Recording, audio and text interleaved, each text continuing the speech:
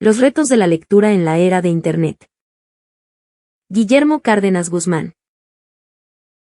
El auge de plataformas digitales y la abundancia de información están transformando radicalmente esta experiencia. ¿Qué nuevas habilidades y conocimientos requieren los lectores del siglo XXI? El 23 de abril es el Día Internacional del Libro, fecha en la cual los amantes de la lectura, libreros, editores, bibliotecarios y profesores celebran el gusto por esta actividad y nos invitan a disfrutar sus beneficios. Sin embargo, con una oferta de lectura abrumadora y en continuo crecimiento, en papel o formato digital, es difícil decidir por dónde empezar. Para facilitar la selección, una organización global denominada Escuela de la Vida, con sede en Londres, recientemente estableció un novedoso servicio de biblioterapia. A la manera de una consulta médica o psicológica, el servicio incluye desde una cita con el interesado para explorar su perfil y preferencias de lectura, hasta la prescripción de las obras más adecuadas para él. Nuestros biblioterapeutas se especializan en obras de ficción, pero también recetan obras selectas de filosofía, poesía y otros trabajos de no ficción. Se lee en el portal de School of Life. Organización que pretende convertir a la lectura en un medio de bienestar y salud mental. Más allá de estrategias mercadotécnicas y recetas de consultorio que suenan exageradas, escritores, filósofos, educadores e historiadores de todos los tiempos han argumentado sobre los beneficios de leer. Sin embargo, el creciente cúmulo de datos y las tecnologías digitales de información y comunicación plantean nuevos y grandes retos a quienes en forma recreativa o con fines académicos deciden sumergirse en esta actividad. Del papel al e-reading. Las nuevas tecnologías de información y comunicación están transformando la manera en que archivamos y leemos documentos. Hoy más del 93% de los contenidos que se generan en el mundo están en formato digital, lo cual ha detonado la llamada lectura electrónica, e-reading o ciberlectura. Esta nueva forma de lectura ya no lineal, sino con múltiples ventanas con recursos en audio, video e imágenes en movimiento, plantea grandes ventajas pero también serios inconvenientes, según expone Ariel Gutiérrez Valencia, profesor investigador de la Universidad Juárez Autónoma de Tabasco, especialista en fomento a la lectura. Entre las ventajas, el doctor en Bibliotecología y Estudios de la Información por la UNAM menciona una mayor interactividad, pues el ciberlector puede desestructurar y reestructurar conjuntos de texto originales, editarlos, copiarlos o reescribirlos, además de localizarlos y consultarlos desde cualquier lugar donde haya una conexión a Internet. Como desventaja, la ciberlectura requiere nuevas habilidades y estrategias para no extraviarse en el mar de información digital. Hay que saber usar bases de datos y motores de búsqueda, así como ser capaz de asociar y conectar elementos desde diversas perspectivas para encontrar de forma eficaz lo que se desea. Elsa Margarita Ramírez Leiva, directora general de Bibliotecas de la UNAM, coincide en que la lectura plantea grandes retos intelectuales no solo por su complejidad intrínseca y por el vasto volumen de textos en soporte digital que hoy circulan, sino por la proliferación de objetos, medios e imágenes que también se consideran susceptibles de leerse. Si nos ponemos a leer, por ejemplo, los sellos adheridos a una maleta de viajero, nos pueden revelar mucha información acerca de la personalidad del propietario, los sitios que ha visitado o el trabajo que realiza, dice la experta del Instituto de Investigaciones Bibliotecológicas y de la Información, IBI de la UNAM. Hacia la multialfabetización.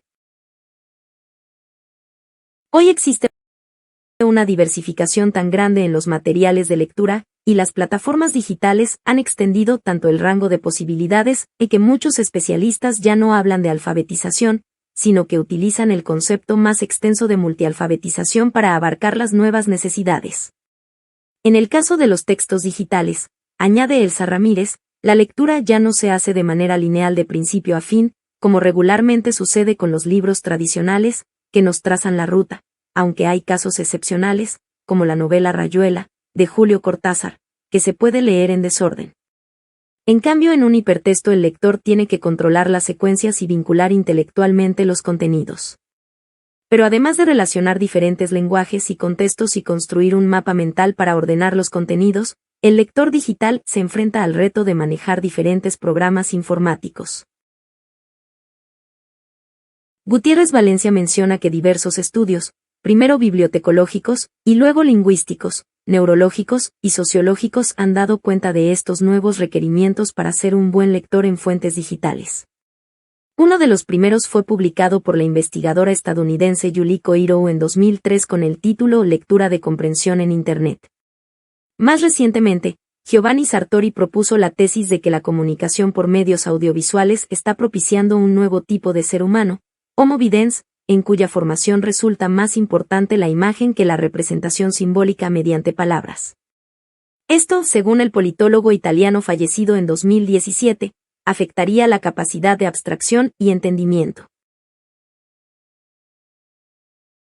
El escritor Nicholas G. Carr, primero en un artículo de revista publicado en 2008, Internet nos está haciendo más tontos, y después en su libro Superficial, lo que Internet les está haciendo a nuestros cerebros, generó enorme controversia al plantear un argumento igualmente crítico hacia las nuevas plataformas digitales.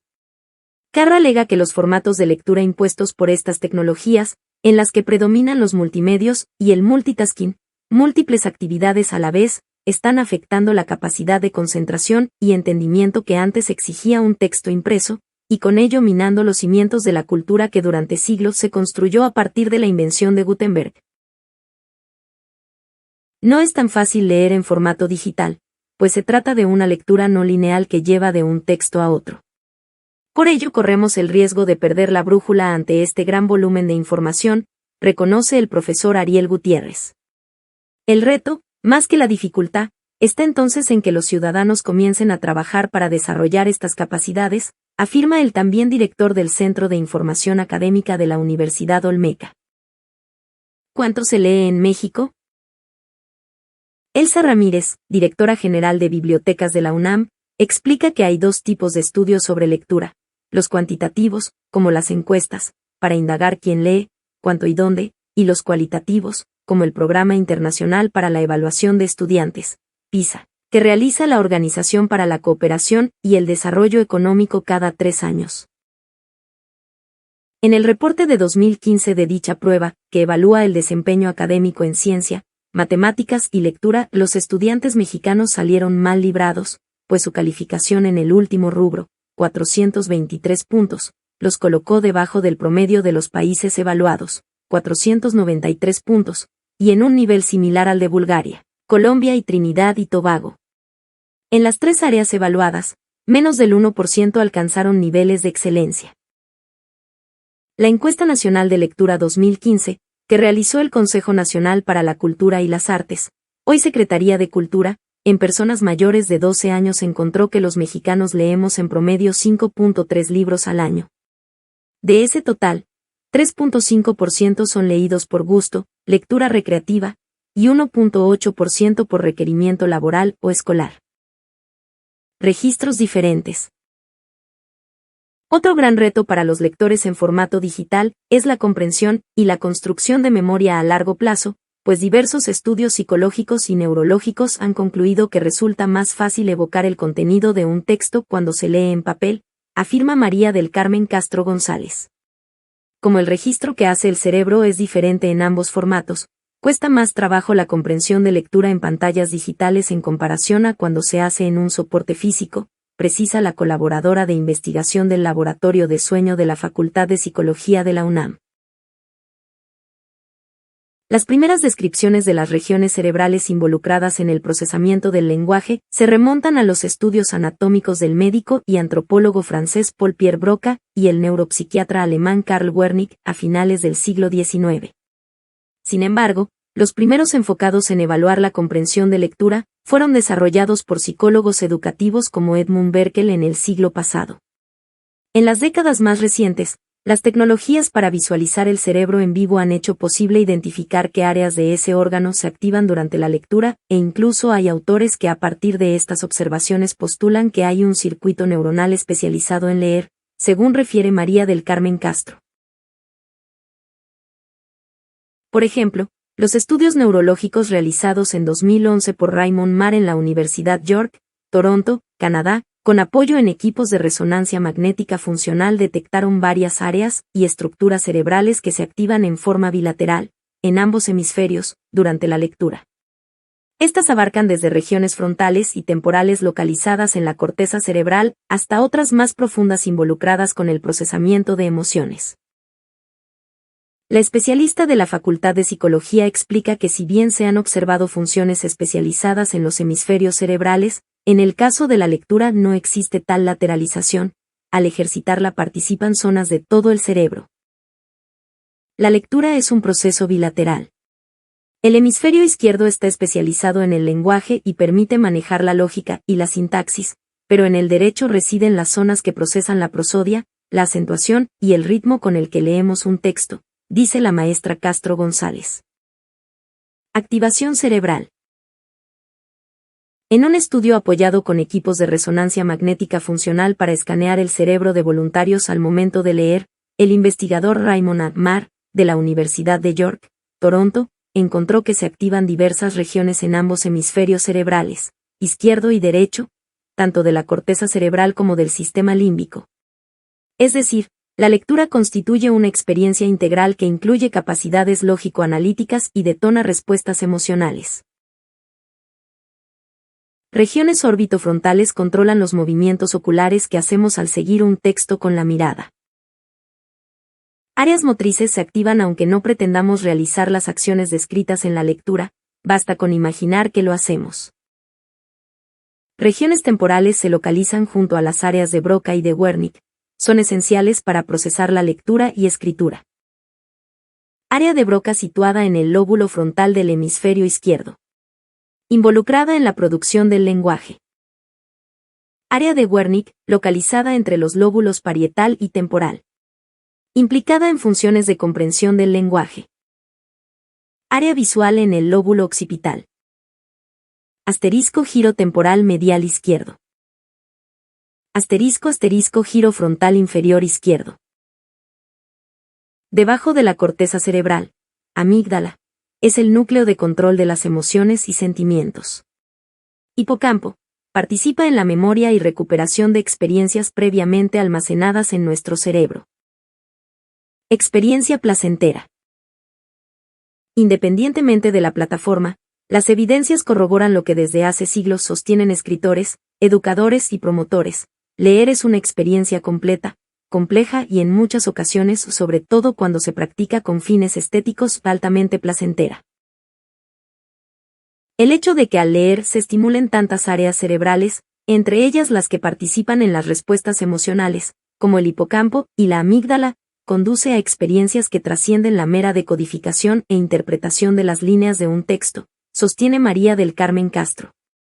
También explica la profunda conexión emocional que muchos lectores logran establecer con los personajes o situaciones de un relato. Así como sucede con la música, que es una experiencia integral detonadora de estados anímicos y múltiples evocaciones, la lectura también puede llevarnos a saborear, oler, oír e imaginar cosas, de acuerdo con las descripciones del texto que tenemos en las manos, dice la especialista. Mientras más abundantes sean los detalles del texto, mayor es el estímulo. Esto sucede porque las áreas motrices del cerebro se activan al leer descripciones de acciones, aunque no las ejecutemos realmente, algo que también se ha observado en los cerebros de los músicos al solo imaginar que tocan su instrumento. Este goce estético no se limita a las grandes obras clásicas de la literatura universal, ni tampoco se restringe solo al libro, como lo expresó el editor y promotor de lectura Juan Domingo Argüelles durante una conferencia que impartió en el IIBI en febrero pasado, cuando hablamos del placer de la lectura. Este no es exclusivo de las obras de ficción o de la creación literaria, aunque abusivamente la literatura se lo haya apropiado. El placer de la lectura incluye preferentemente el goce del conocimiento y la satisfacción del aprendizaje, que también se adquiere por medio de la emoción y la imaginación. Nuevas habilidades. Más allá de los beneficios que aporta en el plano comunicativo y cultural, ampliación del léxico, capacidad de concentración, dominio del lenguaje, adquisición de conocimientos, leer habitualmente favorece la memoria a largo plazo, estimula una mayor plasticidad neuronal y en algunos casos contribuye a reducir el deterioro cognitivo asociado con el envejecimiento. Por todas estas razones, María del Carmen Castro no duda al afirmar que el ejercicio físico es al cuerpo lo que la lectura al cerebro. Esta actividad va a favorecer no únicamente nuestro cerebro a nivel biológico, sino que también nos va a facilitar establecer relaciones en el contexto social.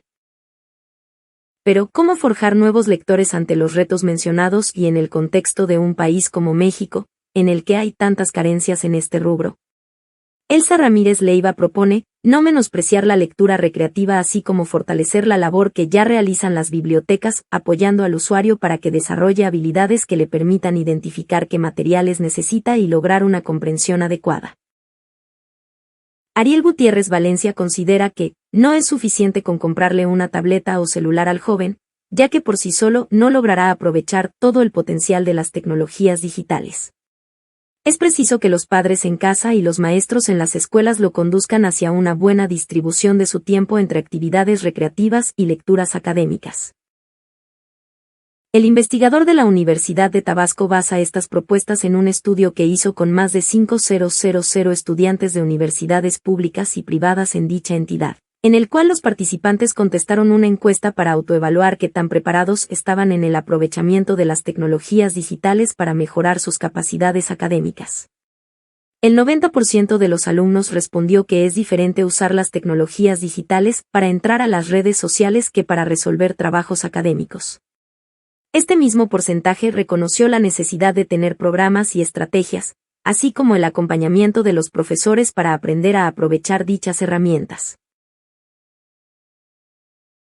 Ariel Gutiérrez recuerda que la Organización de las Naciones Unidas para la Educación, la Ciencia y la Cultura, UNESCO, ha solicitado que los gobiernos de los países miembros adopten antes de 2030 políticas públicas y medidas para que las sociedades puedan formar buenos lectores. Según la UNESCO, los educadores deben trabajar en 4 grandes áreas, para desarrollar competencias tecnológicas, saber usar una computadora, competencias informáticas, manejo de programas, competencias informativas, para distinguir información fidedigna de la falsa, y competencias éticas, manejo de citas y autores. Tenemos que trabajar en el desarrollo de estas nuevas habilidades, ya que nadie tiene aún el dominio completo de las tecnologías digitales. Todos seguimos en el proceso de aprendizaje, resume el profesor Gutiérrez Valencia. Más información. Coiro, Julie, comprensión de lectura en Internet, ampliando lo que entendemos por comprensión de lectura para incluir las nuevas competencias, Eduteca.